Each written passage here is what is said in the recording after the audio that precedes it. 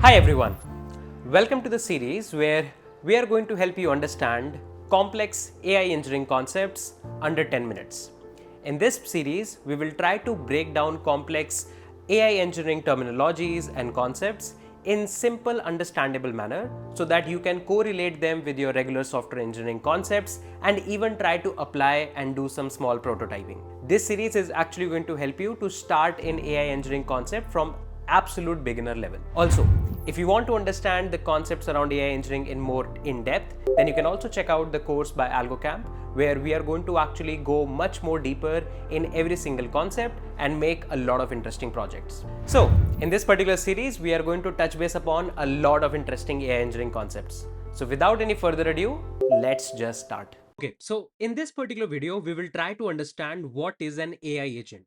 AI agent is a term that you might be hearing everywhere since this whole AI fiasco actually came into the picture. So we'll try to understand in simple terms what AI agent is and what it can actually do for you. So let's start. So the first thing is you should try to understand AI agent as a personal assistant for you. So it's not a system that can only just reply to you, but actually do tasks for you. It can actually execute tasks for you. It can actually get some job done for you. Think of it like a personal assistant, right? So for example, to your personal assistant, you can ask a very simple thing that maybe organize a team dinner for, let's say, the coming Friday, or book the movie tickets for me for next Saturday, and so on. Now, your personal assistant knows a lot of context about you, how your calendar looks like, what are the restaurants that you actually like, what is the movie that you are referring to, what are the different set of reviews for a particular restaurant or for a particular review, how to get the booking done, what are the payment mechanisms to do use, and so on. All of this context your personal assistant has. Now, apart from this context, your personal assistant will also be able to execute a lot of tasks for you. For example, first of all, your personal assistant can ask you clarifying questions that what exact are the set of requirements, let's say in terms of restaurant booking, what place you're actually looking at, how many people might be gathering in your team, and so on. Right. And based on that, you can start deciding your next step. For example, you have a date decided. So first of all, you need to find whether your personal assistant is going to figure out whether you are actually free on that date or not. Then they will try to look for restaurant in the nearby places which you have actually referred to, then figure out the best one in terms of reviews, which is the best one in terms of, let's say, highest reviews or the best ambience and so on. And then start booking based on, let's say, company credit card, right? And once that is done, then send invitations to all of the people in your team. So all of these actions, it will be able to actually perform for you as well. That's what technically an AI agent will also be able to do. So you can say that AI agent is a software system that understands the goal, plans actions accordingly, uses some dedicated set of tools, then checks the results and adjusts its approach until the task is completed, right? So, apart from the capability of making a plan, your AI agent also has access to tools. That means these are going to be functionalities using which you will be able to perform some particular task, right? For example, a tool can be a calendar tool using which an AI agent can fetch your calendar details. A tool can be a booking tool using which it can actually book a particular restaurant, and so on. A tool can be a Google search tool so that it can search for relevant restaurants in a particular place, figure out or sort them by reviews, and so on. So that's what tool is. So what your AI agent will be able to do, it will be able to plan it. So the LLM internally will be able to plan the next set of steps.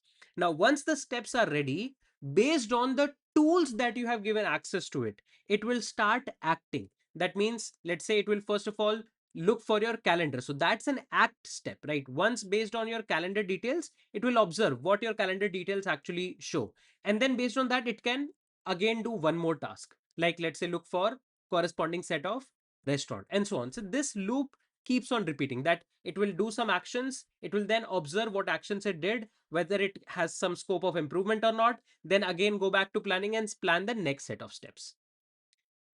Now, there is a fundamental difference between the term chatbot, automation, and AI agent. When you say automation, it's going to just follow some simple algorithmic rules. Like if, let's say, a invoice comes from a particular vendor, save it at a particular place. A chatbot technically is going to help you get some replies as well. For example, you can ask a chatbot that what is the review of particular restaurant, right? or what is the total of a particular invoice, and it will give you a response back. AI agent, apart from giving you responses back, can perform tasks for you, right? For example, let's say at any point of time, if, for example, you are trying to plan something for your vendors, then it will get your vendor list as well. It can check your accounts, figure out the mismatches altogether, right? It can book some movie slots for you or restaurant slots for you. So all of these actions it will be able to perform based on the tools that you are going to give it. So how can you actually make an AI agent? So you can say AI agent has some main core components. The first one is the brain, which is going to be your LLM. You can use any LLM like, let's say, Claude or GPT and whatnot.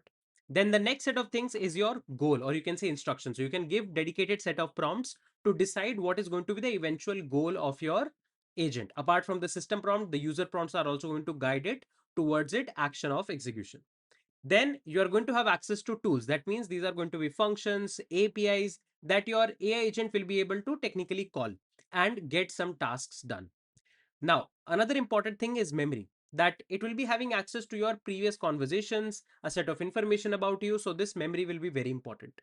Then observation, that how exactly it is doing and maybe it can improve on its task. And apart from them, guardrails, so that it will be having some restrictions, some relevant set of permissions that it cannot actually bypass, right? These are going to be the building blocks of an AI agent. Now, how an agent completes a task? So it first of all understands your requirement. So LLM figures out what are the requirement, what is the action to be done. Then it will try to actually perform some particular action using some tools. Now, based on these actions, if the results are not good enough, then it will try to improve on its results, right?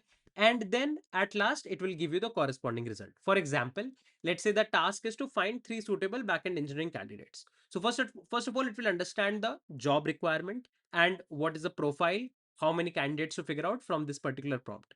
Then it will search for the profiles. Let's say you have access to tools like LinkedIn, then it will try to compare the skills of different best found candidates, and if the results are not good enough, then it will try to improve the search altogether.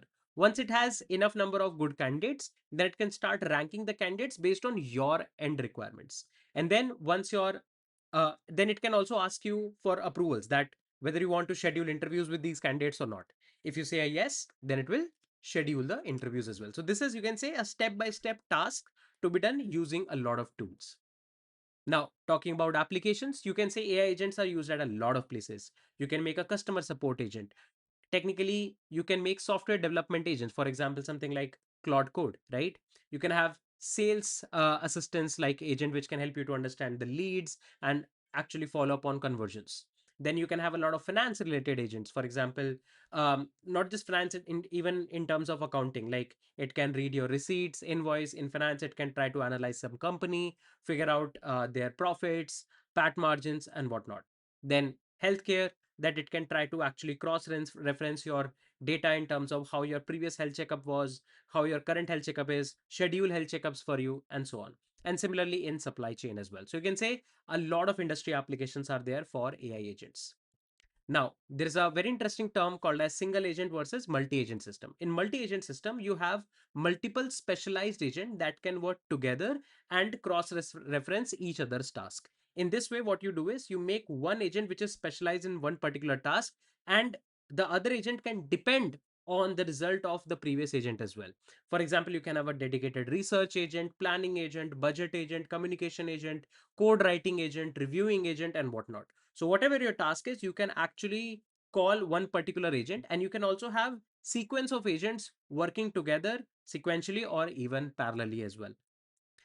Now, the final set of takeaways: chatbots can only talk, AI agents can plan for you, act for you, and then adapt based on your requirements. So, you give your human level goals, your agent is going to figure out what needs to be done. It will ask for relevant approvals. It will use relevant set of tools that you are going to provide to it and give access to it. And based on that, it can keep on improving.